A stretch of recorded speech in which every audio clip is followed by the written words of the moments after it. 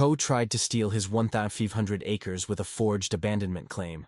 But when this Texas rancher dug into his father's old files, he found a piece of paper that turned the thieves into his tenants overnight. Calvin Rock never expected the knock on his door that Tuesday morning to change the course of his life.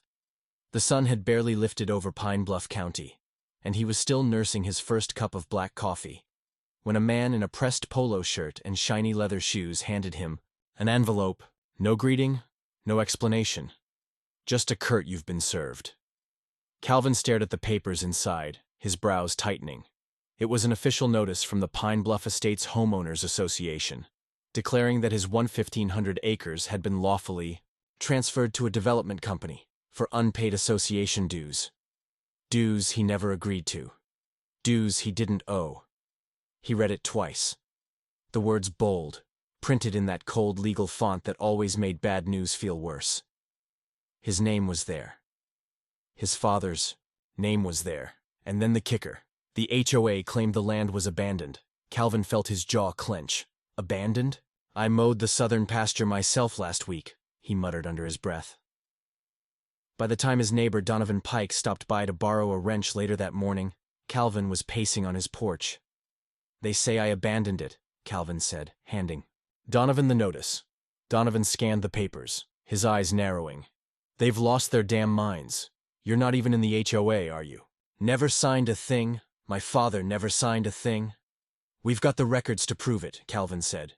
But Donovan shook his head slowly. "Priscilla Kavanaugh's behind this. She's been talking for months about getting that land developed." Calvin knew the name well. Priscilla had a reputation in Pine Bluff Estates, polished, always in control, and ruthless in HOA meetings. She didn't make moves without a plan, and if she was involved, this was no accident. The 1,500 acres weren't just dirt and grass. They were his father's legacy, and his grandfather's before that.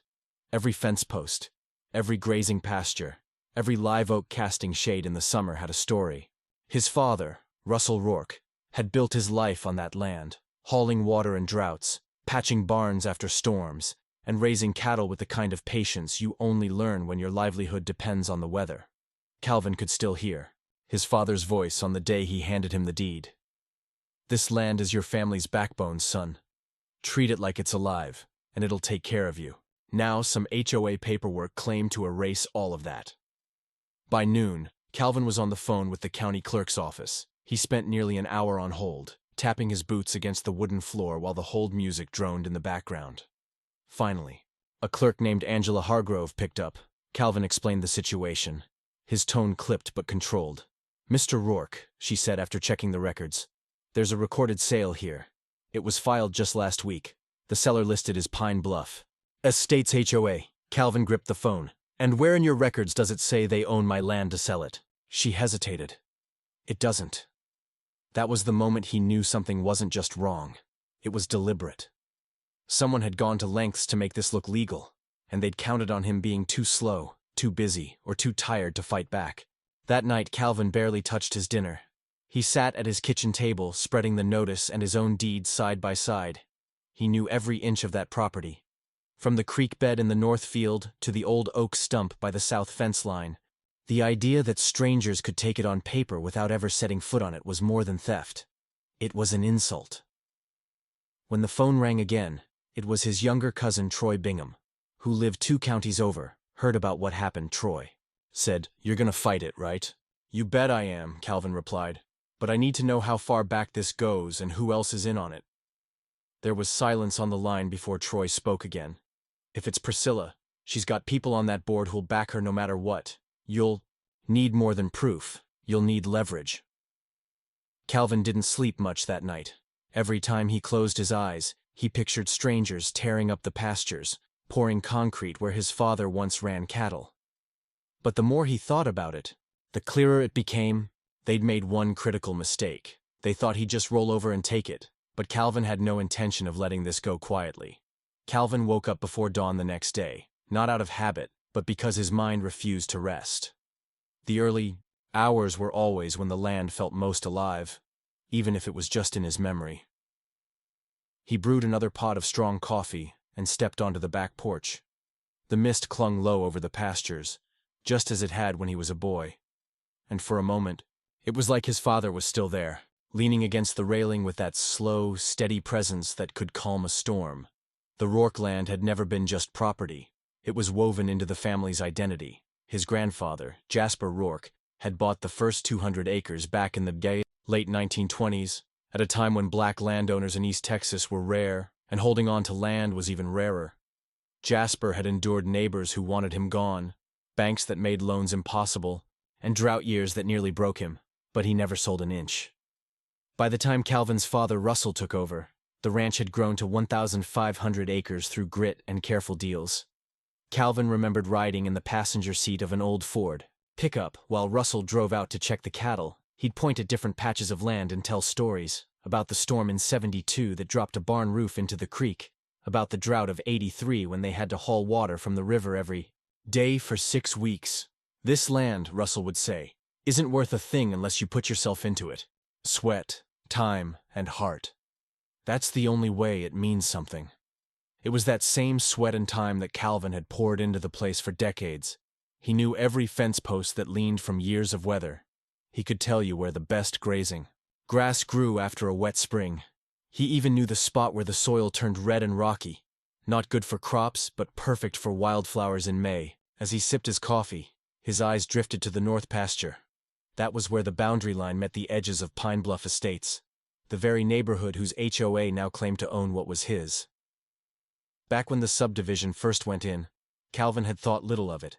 Some developer bought a chunk of land adjacent to his, built houses with neat driveways, and moved in folks who liked to host barbecues on Saturdays. His father had warned him back then. Once you've got people with committees and boards, they'll try to control more than what they bought. Calvin hadn't thought much of it until now. The fight for land had always been a quiet one in Pine Bluff County. Families lost it to unpaid taxes, or bad deals, or by being tricked into signing away mineral rights. What happened to Calvin was a sharper modern version of the same story. The HOA hadn't come with threats or violence. They'd come with paperwork. That afternoon, Calvin drove into town to visit his aunt, Gloria Rock Fields, the family historian. Her small brick house smelled faintly of lavender and old books, and every wall had framed photographs of relatives stretching back nearly a century. She greeted him with a hug and an immediate question. "Calvin, what's wrong? You look like someone took the wind out of you. They're saying I don't own the ranch anymore," he told her, explaining the notice and the supposed sale. Her eyes narrowed behind her glasses. "That's Russell's land. Your grandfather's land. They can't. Just take it. They already filed the paperwork with the county," Calvin said. "But I'm not letting it slide." Gloria disappeared into the back room and came out with a worn leather-bound folder. "These are the old deeds, not the copies. The originals. Jasper kept them in a safe for decades. You'll want to go through every page." Calvin took the folder carefully, the leather warm from her hands. Inside were yellowed papers with ornate lettering, each page telling a story of how another piece of land was added to the Rourke holdings. It was proof of just how hard his family had worked to keep what was theirs. Before he left, Gloria put a hand on his arm. "This isn't just about land, Calvin. This is about respect. If they take this from you, they'll think they can do it to anyone." On the drive back, those words stayed. With him, the land was personal. Losing it would mean losing the very ground his family had fought for, and handing a victory to people who thought power gave them the right to take from others. But Calvin also knew that history had a way of leaving hidden tools in the present, and he had a feeling he hadn't found all of them yet. 2 days later, Calvin parked his truck across from the Pine Bluff Estates Community Center. The small brick building doubled as the HOA's meeting hall, and on Tuesday evenings the board met behind closed doors. Tonight was one of those nights. He'd called ahead, asked if he could attend, and got a clipped response from the HOA secretary. "You're not a member, Mr. Rourke. This isn't open to the public." That was fine by him. He wasn't here to sit quietly and watch them talk. He wanted to see who came and went, to read faces and body language. From the cab of his truck, he spotted Priscilla Kavanaugh stepping out of a black Lexus SUV, tall, in a tailored cream blazer and pearl earrings. She had that practiced air of someone who believed every room belonged to her the moment she entered it. She spoke briefly with a man Calvin recognized as Wesley Drummond, a local realtor who'd brokered deals for the subdivision years ago. Wesley looked uneasy, glancing around before following her inside. Calvin's mind kept turning over the same question. How did they even pull this off? The county clerk had confirmed the sale was filed. That meant someone had created documents convincing enough for the system to accept. He suspected Wesley had a hand in it, but he needed proof. The next morning, Calvin called Angela at the county clerk's office again. "Angela, is there a way to see who signed the sale documents?" he asked. "Yes," she said. "But you'll have to come down here and request a certified copy. You want me to have it ready?" "Please," he replied. By noon, Calvin was standing at the clerk's counter with a folder in his hand. The sale agreement was 3 pages long. There it was in black ink. The HOA listed as the seller, Pine Bluff Estates Development Group as the buyer, and the signature authorizing the sale, Priscilla Kavanaugh, as HOA president. Calvin felt his jaw tighten. He flipped to the second page and saw the abandonment claim, a statement that the land had been unused, unmaintained, and unpaid for more than 3 years. It was pure fabrication, and anyone who'd driven past his property in the last month could have testified otherwise. That evening, Calvin called Donovan. "I've got the paperwork. Priscilla signed off on the sale herself. Then it's time you talk to her directly," Donovan said. "Oh, I will," Calvin replied. "But not until I've got more than just a copy of this. I want her backed into a corner with nowhere to run." Over the next few days, Calvin noticed subtle changes around the northern boundary. Survey flags appeared in the grass. A contractor's truck idled by the fence line one afternoon. He walked up and spoke to the driver, a young man with a clipboard. "You with the developer?" Calvin asked. Yeah," the man replied. "We're just marking for some preliminary work. They told us this is Phase 2 expansion." Calvin crossed his arms. "This isn't their land. You tell your boss that." The man gave a half shrug and drove off. But Calvin knew the message probably wouldn't go far. Word spread quickly in Pine Bluff County when something big happened, and this was no exception. By the end of the week, 3 different people had stopped Calvin at the feed store to ask if it was true he'd lost his property. Each time he set them straight, "I didn't lose a thing," he told them. "It was stolen, and I'm going to take it back." One of those conversations was with Frances Doyle, a retired schoolteacher who'd lived in Pine Bluff Estates since it was built. She leaned in close and lowered her voice. "Calvin, I don't know if this helps, but I've seen Priscilla having late-night meetings at her place. Wesley's been there more than once, and so has a man from the developer's office. Folks say they've been planning to reallocate land for months." That word reallocate made Calvin's stomach turn. It was a polished way of saying, "Take what isn't yours." Back at home, Calvin pulled out the old folder Gloria had given him. If the HOA could fabricate claims, he could counter them with facts, real, documented history. That night, he sat at the kitchen table under the yellow light, scanning through deeds, tax receipts, and land maps. And that was when he saw something he hadn't noticed before. A small handwritten note in his father's script, attached to a map of the subdivision, acquired mineral and ground rights for blocks 3, 7, 1990, blocks 3, 7. That was a huge chunk of Pine Bluff Estates, dozens of houses sitting on land the Rourkes actually owned beneath the surface. Calvin leaned back in his chair, the air in the room seeming to shift.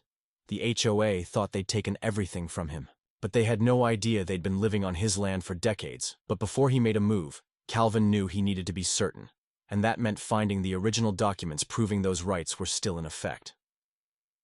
The following morning, Calvin drove out to the county records archive in Lufkin, an hour's ride from Pine Bluff County. It was an old limestone building with wide stone steps and heavy oak doors, the kind of place where history didn't just sit. It collected dust and waited for someone stubborn enough to dig it up. Inside, a clerk named Royce Flannery greeted him with a tired smile.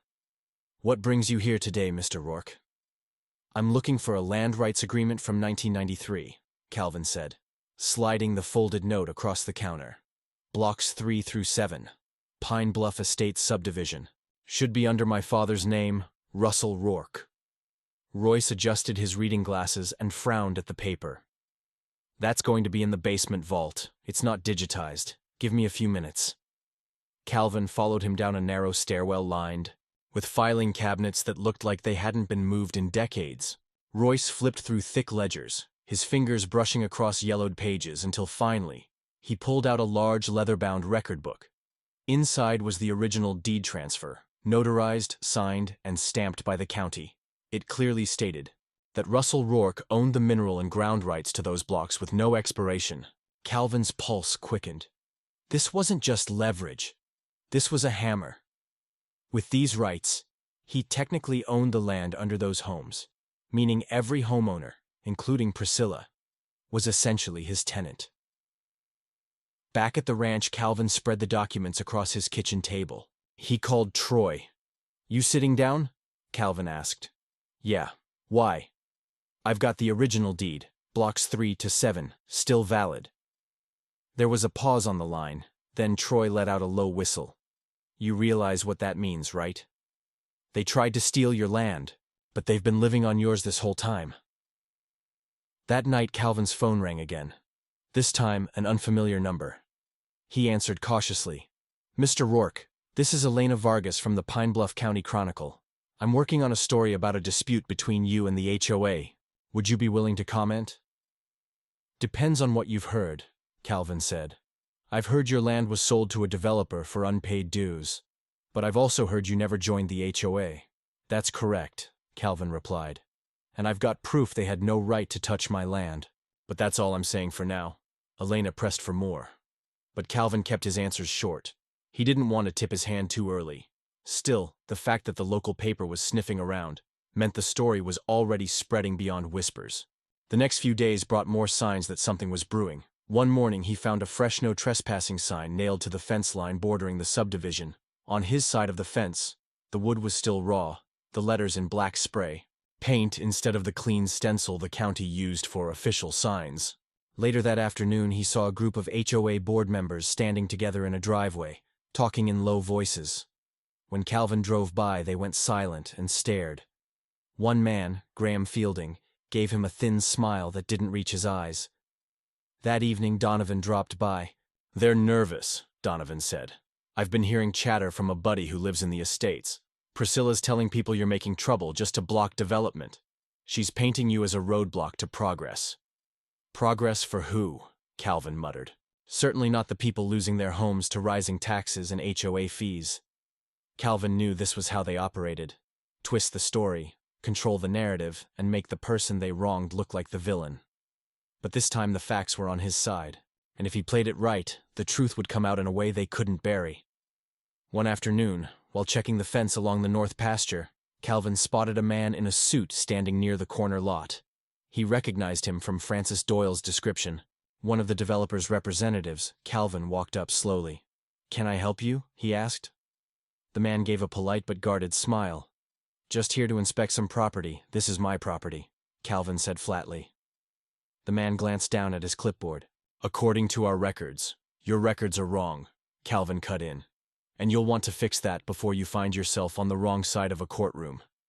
The man didn't reply. He just closed his folder and walked back toward his car. Calvin watched him drive away, the weight of the deed in his mind like a loaded rifle. He'd been patient so far, gathering facts, keeping calm. But he could feel the tide turning. The HOA and their allies thought they had the upper hand. They were about to find out they'd been standing on shaky ground the whole time. But before Calvin made his first public move, he wanted one more conversation with Priscilla herself. The next Friday evening, Calvin parked his truck in front of the Kavanaugh residence. The sun was low, casting long shadows over the manicured lawns of Pine Bluff Estates. Priscilla's two-story brick home stood at the corner of Rosemont Drive, every shrub trimmed to perfect symmetry. Every light bulb in the porch sconces glowing warm, Calvin had called earlier, leaving a message with her assistant that he wanted to talk face-to-face. She hadn't responded, but he knew showing up in person left her little choice. As he stepped out of his truck, he caught sight of movement behind the sheer curtains in the front window. A moment later, the door opened. Priscilla stood there, one hand on the frame, the other clutching a crystal glass of white wine. "Mr. Rourke," she said, her tone polite but clipped. "I wasn't expecting visitors. I figured you wouldn't mind, seeing as you've been handling my business without my consent," Calvin replied. Her eyes flickered just for a second before she motioned him toward the porch. "I'll give you 5 minutes." They stood with the low hum of sprinklers in the distance. "You sold my land," Calvin began. "You knew I wasn't part of your HOA. You filed that sale as if I'd abandoned it." Priscilla sipped her wine slowly. The land wasn't being used to its fullest potential. The development will bring growth to the community. My family's been using that land for almost 100 years, Calvin said. And I've got proof you've been sitting on property that belongs to me. Blocks 3 through 7. I own the ground you live on, Priscilla. The glass paused halfway to her lips. That's impossible. Calvin pulled a folded copy of the original 1993 deed from his jacket pocket and held it out. Take a look. She scanned it quickly, her composure slipping just enough for him to notice the faint tightening of her shoulders. That's a technicality, she said finally, her voice lower now. It's the law, Calvin countered. And if you don't reverse what you've done, I'll start exercising my landlord rights, evictions, rent demands, whatever it takes. Priscilla's gaze hardened. You're bluffing, Calvin. Stepped back toward his truck. You'll find out soon enough. That night, Calvin returned home and spread his father's documents across the kitchen table again. He wanted to be certain there were no gaps in his claim. Gloria's old folder was a treasure trove of records, tax payments going back decades, mineral rights agreements, boundary surveys. But one envelope caught his attention. It was marked in Russell's handwriting, HOA property deal. Keep. Inside was a letter from a man named Charles Behrens, the developer who'd originally built Pine Bluff Estates, dated April 1990. It confirmed that as part of a land swap to allow the subdivision's roads to be laid out, Russell Rourke had been granted the underlying rights to specific blocks in perpetuity. Charles had even included a hand-drawn map highlighting the exact plots. Calvin leaned back, exhaling slowly. This wasn't just leverage. It was airtight. The HOA's own existence was partly built on a deal that made his father their landlord. Next day he called Troy. I'm ready to move, Calvin said. You sure? Once you do this, there's no going back, Troy replied. I've been sure since the day they tried to steal my land. Now I've got the paperwork to crush their whole argument. Before making his move, Calvin called Elena from the Chronicle. I've got something you'll want to see, he told her. But I'm only showing you if you run the story straight. No spin. I'm listening, she said. They met at a diner off Highway 287. Calvin slid the envelope across the table. Elena read through the documents, her eyes widening. This changes everything, she murmured. If this is valid, the HOA's actions could blow up in their faces. It's valid, Calvin said. Every page. I want people to know what really happened before they try to paint me as some bitter rancher holding up progress. By the time Calvin left the diner, he knew the clock was ticking. Once Elena's story hit the front page, the HOA would be in damage control mode. But he wasn't worried. He'd waited patiently, gathering facts, letting them think they had him cornered. He climbed back into his truck and glanced toward the subdivision in the distance. They'd stolen in silence, hidden behind legal jargon and closed-door meetings. Now the tables were about to turn. But before the story went public, Calvin planned to take one decisive legal step that would hit them harder than anything they'd ever expected. By Monday morning, Calvin had already signed the papers with his attorney, Reed Jameson, a tall man with silver hair and the kind of calm voice that made judges lean forward in their chairs. Reed specialized in property disputes, and when Calvin laid out the facts, he didn't waste time sugarcoating it. They went after the wrong man, Reed said, flipping through the documents. We'll file a petition to void the sale immediately. But I'm also recommending we initiate landlord action on blocks 3 through 7. That will make them realize just how deep this goes. Calvin nodded. I'm ready. The petition was filed that same afternoon, but Calvin wasn't done. He wanted to look Priscilla in the eye one more time, this time in a setting where she couldn't hide behind her porch and a glass of wine. The HOA had scheduled their monthly meeting for Tuesday evening, and though they'd tried to keep him out before, Calvin arrived early and stood by the entrance. A few board members shot him uneasy glances as they walked in. Priscilla arrived last, stepping out of her Lexus with that same confident posture. But when she spotted Calvin, her pace slowed. This is a members-only meeting, she said coolly. I'm here as your landlord, Calvin replied, holding up a certified copy of the 1993 deed. The words landed like a hammer. A few members paused mid-step, exchanging confused looks. Priscilla tried to brush past him, but Calvin followed her inside. Since we're being formal, let's put this on the record, he said. You tried to sell my land under false claims, but you've been living on mine for 30 years. That means you and everyone in blocks 3 through 7 have been my tenants without realizing it. The room went still. Wesley Drummond's jaw worked like he was searching for the right words. That's absurd, he said finally. The subdivision was built. Fair and square. Read the original agreement, Calvin said, sliding the document across the table. Your fair and square sits on Rockland, my land. Priscilla's voice was sharp. You think you can scare us with old paperwork? This is a community, Mr. Rourke. People have built their lives here, and my family built ours on the ranch you just tried to steal, Calvin shot back. The difference is, I have the law on my side. The tension in the room was heavy. A couple of board members began leafing through the deed, whispering to each other. One of them, a man named Clinton Avery, looked up and said quietly, "If this holds up in court, we're in trouble." Priscilla's glare could have cut glass. "We'll see what a judge says." "Oh, you will," Calvin replied, stepping toward the door. "And in the meantime, you might want to tell your neighbors to expect some letters in the mail." The following morning, Reed filed the landlord notices. They weren't eviction letters, not yet, but formal demands for rent backdated 3 months. Each envelope carried Calvin's name at the top, along with the legal description of the land beneath each home. Within 2 days, the phone at Calvin's ranch started ringing nonstop.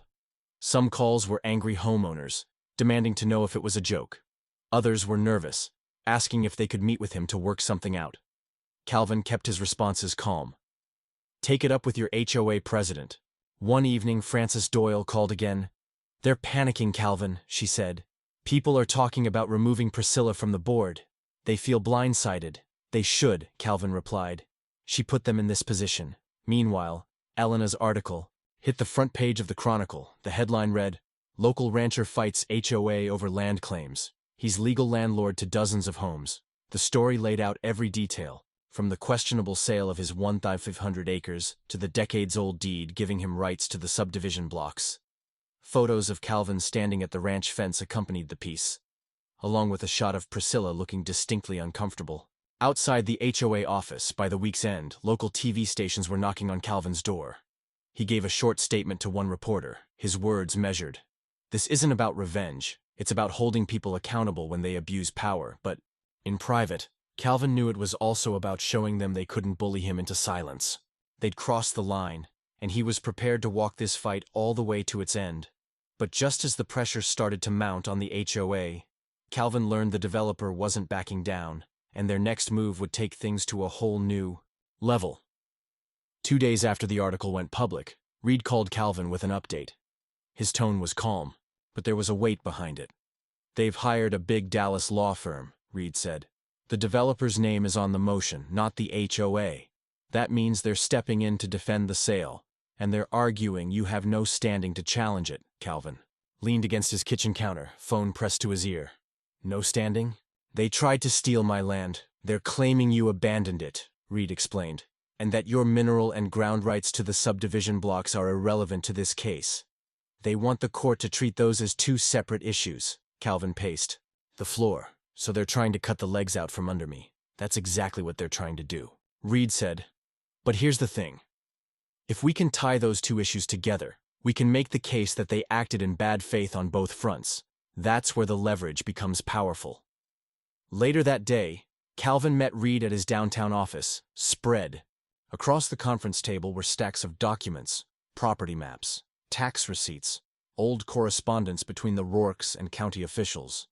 Reed pointed to a highlighted section in the 1993 agreement. "This clause is gold," he said.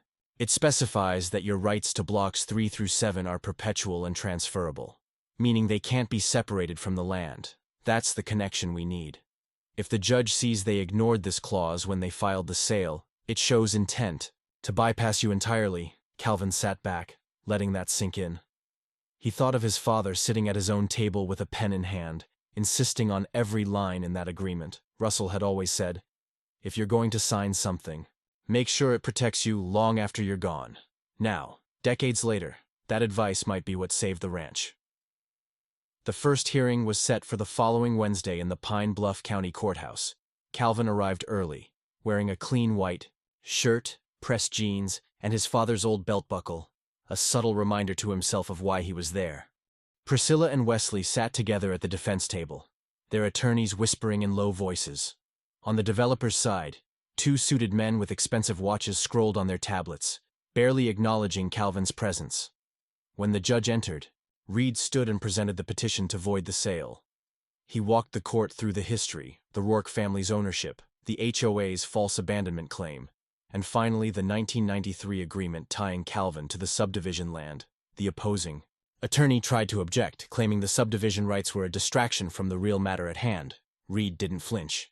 "Your Honor, the so-called real matter is that my client's property was sold without his consent. These rights prove a pattern of the defendants disregarding his legal ownership in multiple ways. It's not a distraction. It's the heart of the case." The judge allowed the evidence in. Priscilla kept her gaze fixed forward, but Calvin could see her grip tightening on the edge of the table. After the hearing, as everyone filed out, Wesley brushed past Calvin. "You're making a lot of enemies, Rourke," he said under his breath. Calvin didn't slow his step. "You made that choice for me when you signed off on a lie." Outside the courthouse, Elena was waiting with a cameraman. "How do you feel about today's hearing?" she asked. "Like, we're just getting started," Calvin said. "They thought I'd be too small to fight back. They were wrong." That evening, Reed called again. "We've got a window," he said. "The judge hasn't made a ruling yet, but she's giving us the chance to submit more supporting evidence before next week. That means anything you've got: photographs, receipts, witness statements. We pile it on." Calvin thought of Donovan, Francis, Gloria, and even the young contractor he'd spoken to by the fence. Every one of them had seen something that contradicted the HOA's claims. If they were willing to speak on record, it could be the final push the case needed. The next day, Calvin began knocking on doors, not to threaten, but to gather stories. He listened as neighbors recalled seeing him work the land, tend cattle, repair fences. Francis even produced old photos from a 4th of July picnic held on the North Pasture, taken just 2 years ago. By Friday, Reed's office was stacked with proof. Calvin knew they were in for a fight, but for the first time since the man in the polo shirt had handed him that envelope, he felt momentum building in his favor. But then came a letter from the developer's lawyers, a settlement offer that made Calvin stop in his tracks and wonder if this was their way of admitting they'd gone too far. The letter arrived in a heavy cream envelope, the kind meant to look important. Calvin slit it open with a pocket knife and pulled out 3 typed pages. The developer's lawyers were offering him a lump sum for the 2,500 acres, a figure that might have tempted someone who only saw the land as dirt and grass. But Calvin saw it for what it was, a buyout meant to end the fight without them admitting fault. He read it twice, then called Reed. "They think I can be bought." Reed chuckled dryly. "If they're making offers this early, it's because they know the ground's slipping under them. But I'll say this, the number's high enough to show they're worried." "I'm not interested," Calvin said flatly. "I'm not just here for a check. I want the land back, and I want them to feel what it's like to be on the losing end." 2 days later, the judge issued her ruling on the preliminary petition. The sale of Calvin's land was voided pending a full trial. The developer's plans were frozen, and the county clerk was ordered to restore the title to Calvin's name until the case concluded. It wasn't the final victory, but it was a blow the HOA and the developer hadn't expected to land so soon. The very next morning, Calvin and Reed moved forward with the landlord action. Official notices were delivered to every home in blocks 3 through 7, each one bearing Calvin's name as the property owner. The language was direct: rental terms to be negotiated within 30 days, or eviction proceedings would begin. Within hours, the subdivision lit up with activity. Cars pulled into driveways, neighbors gathered in tight circles on the sidewalk, and phones buzzed with news alerts. By evening, Calvin's name was trending locally on social media. Some posts painted him as a folk hero, a man standing up to a power-hungry HOA. Others, mostly from within the estates, called him greedy and vindictive. One knock came at dusk. It was Clinton Avery, the board member who'd spoken cautiously during the meeting. He stood on Calvin's porch, hat in hand.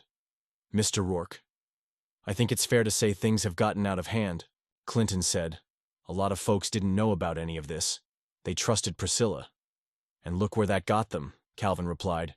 "This could have been avoided if your board hadn't let her run unchecked." Clinton shifted his weight.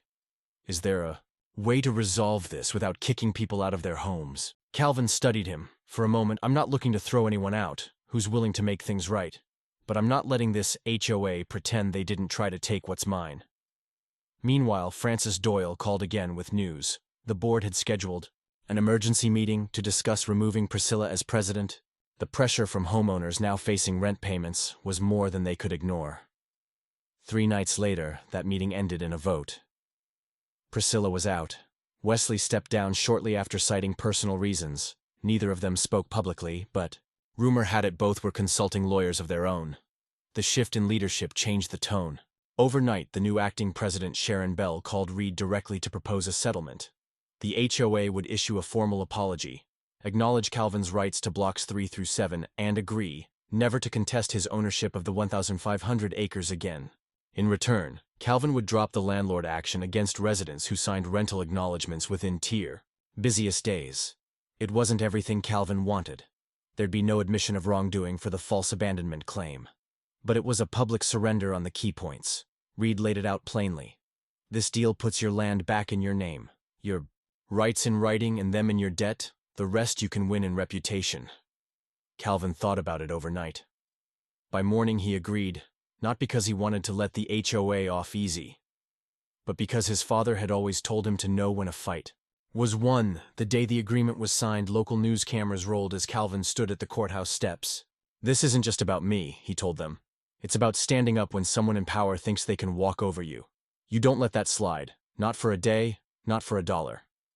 As the cameras clicked, he noticed a few homeowners from the estates. Watching from the crowd, some nodded in quiet acknowledgement. Others still looked wary. Calvin knew trust wouldn't come overnight, but that wasn't his goal. His goal had been to protect what was his and make sure no one tried to take it again. But the story didn't quite end there, because the fallout from Priscilla's removal would ripple through Pine Bluff County in ways Calvin hadn't yet imagined. In the weeks that followed the agreement, Pine Bluff County felt different. You could sense it in the way people talked at the feed store, and how conversations paused when Calvin walked into the hardware shop. Some looked at him with respect, others with suspicion. But no one looked at him like he was just another rancher anymore. Priscilla's absence from the HOA left a vacuum. Without her iron grip on decisions, homeowners began airing complaints that had been ignored for years, about rising fees, uneven enforcement of rules, and opaque spending. Sharon Bell tried to steer the board toward transparency, but the fractures ran deep. A handful of residents blamed her for caving to Calvin. One man even stood up at a meeting and shouted, "We got rolled over by one guy with a cowboy hat and a grudge." Calvin heard about the comment the next day from Francis, who delivered it with a smirk. "Sounds like you've got a new nickname in the estates." "I've been called worse," Calvin replied. Though privately he didn't like being seen, as just a symbol of resistance. His fight had been about more than proving a point. It was about defending his family's legacy. Not everyone in the estates was bitter. Several residents from blocks 3 through 7 visited the ranch to meet Calvin face to face. One older couple, the Beldens, came with a homemade pecan pie. "We just wanted to thank you for not throwing us out," Mrs. Belden said, her voice quiet but steady. "We had no idea any of this was going on." "I know you didn't," Calvin told her. "The people you trusted put you in a bad spot. I'm not here to punish folks for their board's mistakes. I'm here to make sure it never happens again." Still, the settlement didn't erase every scar. The developer quietly pulled out of Pine Bluff Estates, but not before selling their stake in other parcels, nearby. Rumor had it they were regrouping, looking for softer targets in other counties. Reed warned Calvin to stay alert. Once a company's played this kind of game, they don't stop. They just shift their sights. Meanwhile, Elena's article had taken on a life of its own. State papers picked it up, framing Calvin's fight as a rare example of an individual taking on both a homeowners association and a developer and winning. Calvin started getting letters in the mail from people across Texas, sharing their own stories of being bullied by HOAs or losing family land to technicalities. Some asked for advice. Others just wanted to say they were rooting for him. One letter stuck with him. It came from a man in Eastland County, whose grandparents had lost their farm in the 70s to a similar abandonment claim. He wrote, "We didn't know our rights, and we didn't have the means to fight. You did what we couldn't. Thank you." Calvin kept that letter in the same leather folder as his father's deeds. It was a reminder that this battle wasn't fought in isolation. The HOA, meanwhile, was forced to hold a community-wide meeting to explain the settlement terms. Sharon Bell read the prepared statement, acknowledging Calvin's rights to blocks 3 through 7, and confirming that the 1,500 acres were his alone. As she spoke, Calvin stood quietly at the back of the room. Some homeowners glanced at him with guarded expressions, others with relief. After the meeting, a younger homeowner named Eli Comack approached. "Mr. Rourke, I just wanted to say, I didn't like you much when this started. I thought you were just trying to wreck our neighborhood, but after hearing everything, I get it now."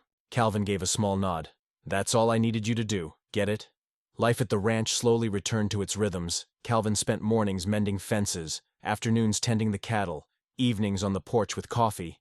But every so often he'd catch sight of the subdivision in the distance, roofs and streetlights against the horizon, and remember that part of his land stretched beneath those homes, not in a way that made him smug, but as a quiet reminder of the balance he'd fought to restore.